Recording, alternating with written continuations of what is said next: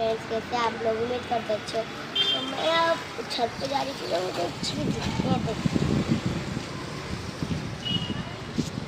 हाँ, ये वाली। इसमें कुछ कप फ्रॉक के एग्स रहते ना, ऐसा है।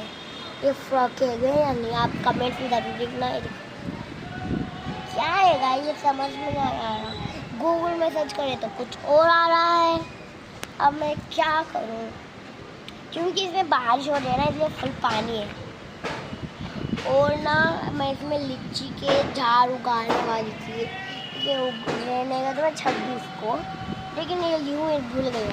अब वो बारिश के मौसम है, बारिश के मौसम में ना हमारे गली में मतलब कुछ घर में आते रहते फ्रॉक्स,